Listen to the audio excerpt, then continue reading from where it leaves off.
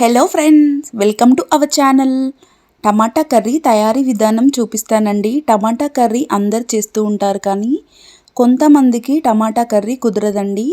నేను చేసే పద్ధతిలో ఒక్కసారి టమాటా కర్రీ చేశారంటే చాలా టేస్టీగా ఉంటుంది. అలాగే టమాటా కర్రీ చాలా సాఫ్ట్గా ఉంటుందండి. ఒక్కసారి ఈ విధంగా తప్పకుండా ట్రై చేయండి. టమాటా కర్రీ చాలా టేస్టీగా ఉంటుంది. అలాగే మనకి చాలా సింపుల్గా ప్రిపేర్ చేసుకోవచ్చండి.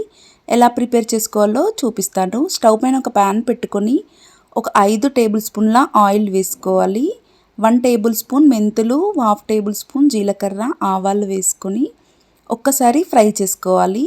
సన్నగా కట్ చేసుకున్న ఉల్లిపాయ ముక్కలు, పచ్చిమిర్చి ముక్కలు వేసుకొని పచ్చివాసన పోయేంత వరకు మనం మీడియం ఫ్లేమ్లో పెట్టుకొని ఫ్రై చేసుకోవాలండి. కొంచెం ఇలా ఫ్రై అయిన తర్వాత కొన్ని కరివేపాకు రెబ్బలు వేసుకొని వీటిని కూడా చిటపటలాడేంత వరకు ఫ్రై అవ్వనివ్వాలి.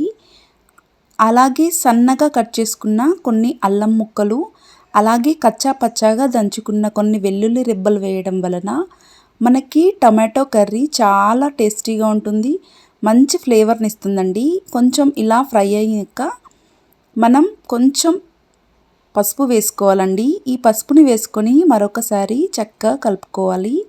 చూడండి, ఇలా ఫ్రై అయిన తర్వాత మనం సన్నగా కట్ చేసుకున్న టొమాటో ముక్కల్ని వేసుకోవాలి. మనకి టొమాటో ముక్కలు ఇలా చిన్న చిన్నగా కట్ చేసుకుంటే టొమాటో కర్రీ సాఫ్ట్గా ఉడుకుతుంది, అలాగే చాలా టేస్టీగా ఉంటుందండి.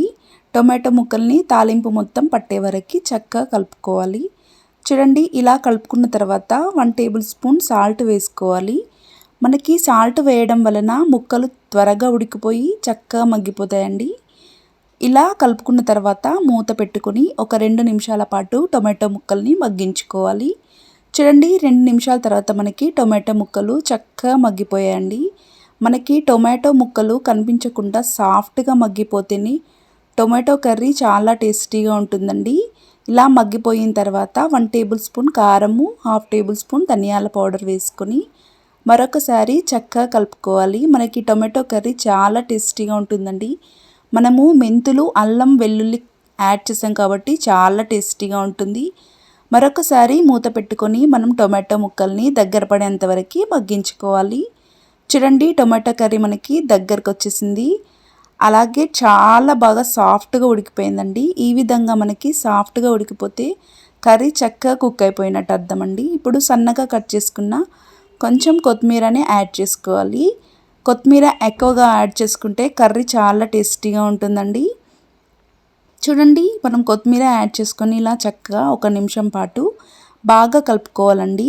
ఇప్పుడు మనం సాల్ట్ తక్కువ అనిపిస్తే కొంచెం యాడ్ చేసుకొని మరొకసారి కూడా చక్కగా కలుపుకోవచ్చు. చూడండి, ఎంతో టేస్టీ అయిన టొమాటో కర్రీ చాలా బాగా వచ్చిందండి. తప్పకుండా ఒకసారి ఇంట్లో ట్రై చేయండి. ఈ టొమాటో కర్రీ మనకు అన్నంలోకైనా, పుల్కా, చపాతీ, రోటీ దేంట్లోకైనా చాలా చాలా టేస్టీగా ఉంటుందండి. పిల్లలు కూడా చాలా ఇష్టంగా తింటారు. మీకు కూడా ఎలా కుదిరిందో ఒకసారి కమెంట్ చేయండి. తప్పకుండా రెసిపీని ట్రై చేయండి. అలాగే నా ఛానల్ని ఫస్ట్ టైం విజిట్ చేసినట్టయితే ఒక లైక్ చేయండి, అలాగే షేర్ చేయండి, సబ్స్క్రైబ్ చేసుకోండి. Thanks for watching.